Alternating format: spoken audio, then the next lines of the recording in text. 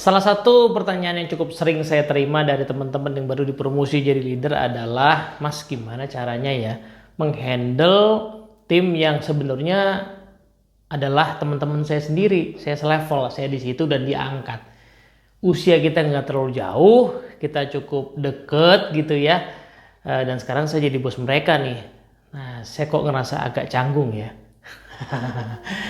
Nah, pertanyaan seperti ini valid ya, saya pikir ya. Karena makin banyaknya leader-leader muda yang diangkat ya, karena memang peluangnya juga makin terbuka. Tapi ya itu sesuatu yang perlu disikapi dengan lebih bijak sih. Nah, kita mau bahas itu di video kali ini.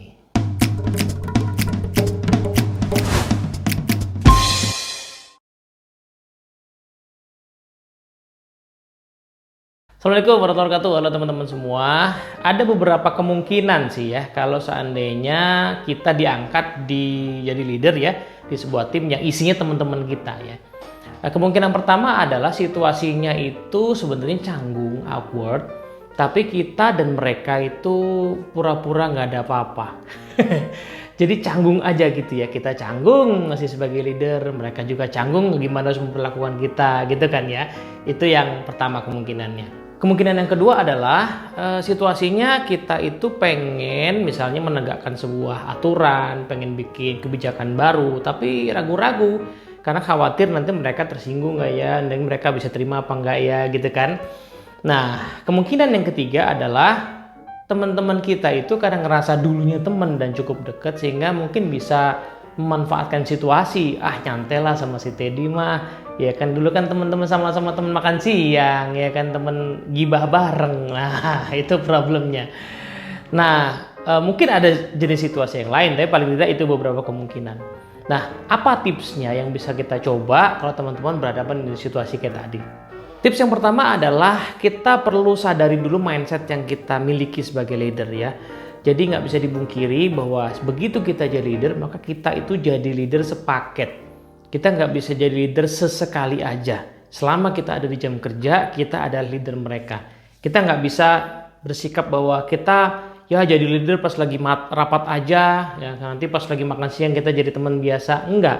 Kita bisa jadi teman, makan siang bareng, teman ngobrol, tapi pada saat itu pun kita jadi leader.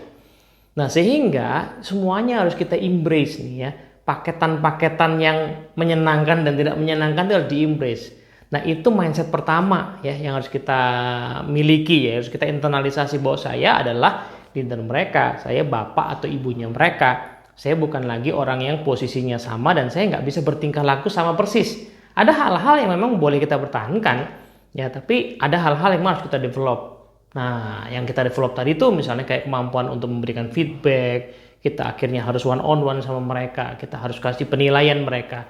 Penilaian nggak bisa selamanya menyenangkan. Itu hal-hal yang nggak bisa kita hindari dan itu paketan dari keseluruhan peran kita sebagai leader. Nah, tips yang kedua adalah gimana caranya kita menghindari bias dalam memimpin. Bias itu dua kemungkinan nih.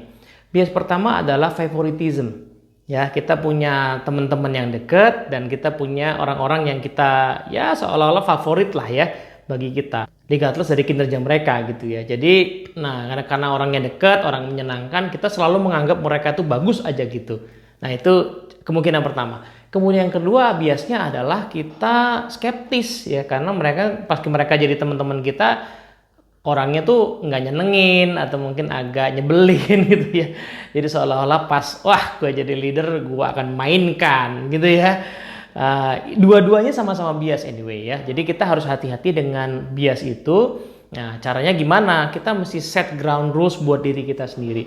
Ya, bahwa saya itu sekarang leader mereka, saya harus melihat mereka semua sama. Mereka semua pada posisi yang sama dan karenanya mereka adalah orang yang harus saya nilai secara objektif. Nah, tipsnya sederhana nih. Pada saat ada sebuah kejadian ya, either ini menimpa orang yang kita favorit apa yang tidak kita favorit, ada kejadian apapun, tanyakan kepada diri kita, kira-kira respon kita akan bagaimana ya kalau seandainya kita nggak kenal mereka. Kalau seandainya mereka adalah orang-orang yang betul-betul fresh, baru kita kenal, tim yang baru, respon kita akan gimana? Nah, jawaban itulah sebenarnya jawaban yang paling objektif dan karenanya ya bisa kita terapkan di anggota tim yang seperti apapun di atas mereka, itu kita kenal dekat ataupun tidak terlalu jadi favorit. Nah, ground rules yang lain adalah kita perlu mengeset beberapa perilaku-perilaku yang barangkali harus kita kurangi ya, dan karena memang udah nggak cocok lagi sebagai leader ya. Misalnya dulu kita sering gosip ya sesama teman kita, dan gosipin yang paling seru adalah gosipin manajemen ya, gosipin bos kita lagi gitu ya. As a friend dulu oke, tapi sebagai leader itu hal yang rasa-rasanya udah nggak layak, udah nggak cocok. Kenapa? Karena ya kita sudah memegang amanah sebagai leader, kita punya wewenang, kita dianggap punya akses, suara kita, tanda tangan kita, approval kita tuh bermakna, sehingga nggak bisa sembarangan kita gosip. Ya kan, ya kalau mau gosipin artis saja lah ya.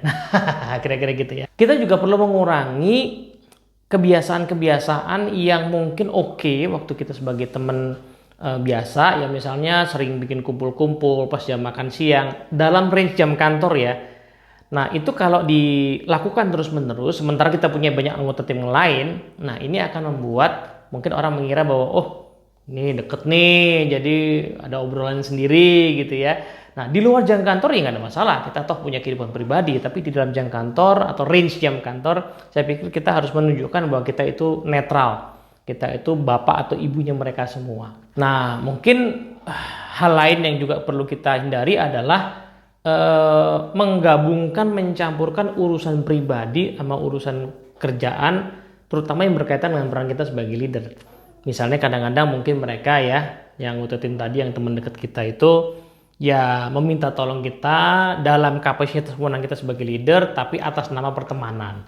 Ya dia minta izin untuk let's say misalnya datang terlambat, minta izin untuk nggak masuk gitu ya. Dan itu sesuatu yang nggak akan kita izinkan di orang lain. Nah, lalu dia minta itu karena misalnya yang ngerasa deket sama kita. Nah itu hal-hal yang mesti kita set ground rules-nya. Dan itu jelas tidak nyaman ya karena kita teman mereka, tapi itu sesuatu yang perlu kita jalankan sehingga kita possible untuk menjadi seseorang yang betul-betul menjadi penaung bagi semua orang. Tips yang ketiga, mungkin akan lebih baik kalau ground rules tadi itu memang bagusnya diomongin langsung aja dari awal. Di momen-momen kita baru diangkat gitu ya, mendingan kita set one on one sama beberapa orang yang deket sama kita tadi itu, dan diobrolin aja, ya dibuka aja bahwa kenyataannya dengan promosi ini saya itu part dari diri saya tentu saja masih teman kamu, tapi di sisi lain saya juga leader kamu, sehingga ada beberapa hal yang tidak bisa sama lagi, dan itu perlu diomongin apa ekspektasi kita, apa yang mau kita lakukan, sehingga kemudian mereka juga ngerti. Di sisi lain kita juga harus minta masukan ya, apa hal-hal yang bisa diharapkan kepada kita as a leader, dan kita bisa filter nih mana hal-hal yang memang possible kita kerjakan dan mana hal-hal memang itu nggak mungkin. Ya meskipun kita teman tapi nggak bisa saya lakukan itu karena saya adalah leader bagi semua orang. Untuk itu tips yang keempat, bagusnya memang kita itu di awal-awal proses menjadi leader itu punya coach atau mentor. Sangat bagus, sangat beruntung kalau teman-teman itu kerja di organisasi yang memang menyediakan fasilitas itu ya. Biasanya kan yang paling utama adalah kita punya bos lagi dan dia adalah mentor atau coach kita kan. Kalau bisa begitu bagus banget, itu beruntung sekali. Tapi kenyataan di dunia tidak sebagus itu ya teman-teman semua. Kadang-kadang modelannya ada beberapa organisasi yang menyediakan pool of mentors, ya pool of coach atau pool of mentors. Kita bisa cross begitu, kita bisa milih dan orang bisa disediakan fasilitas buat one on one. Ya, manfaatkan itu.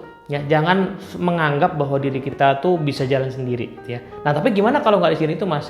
Kalau nggak di sini itu, maka carilah sendiri. Mintalah, dekatlah, bangun network dengan orang yang lebih pengalaman dari kita untuk kita ya jadi teman diskusi lah. Karena semuanya butuh habit baru ya. Menjadi leader itu butuh habit baru. Nah ini sekaligus tips yang terakhir ya. Kita tuh butuh banyak belajar pasti ya. Kita butuh banyak belajar, butuh banyak baca, butuh banyak tahu, butuh banyak benchmark. Jadi memang investasi waktu kita sebagai leader itu harus dituangkan, salah satunya adalah pembelajaran. Saya sih melihat investasi itu dua ya pada saat kita jadi leader ya. Investasi pertama adalah waktu buat belajar. Ya, baca buku, cari referensi, ikut training, mentoring, coaching dengan leader yang lebih senior daripada kita. Nah, investasi yang kedua adalah relationship, bangun hubungan dengan tim kita tadi, ya menguatkan soliditas tim kita. Nah, dua hal ini yang akan membuat kita sukses sebagai leader gitu ya. Nah, jangan pernah menganggap bahwa semuanya akan bisa berjalan begitu saja. Betul, pas kita diangkat, kredibilitas kita as individual contributor itu memegang peran penting.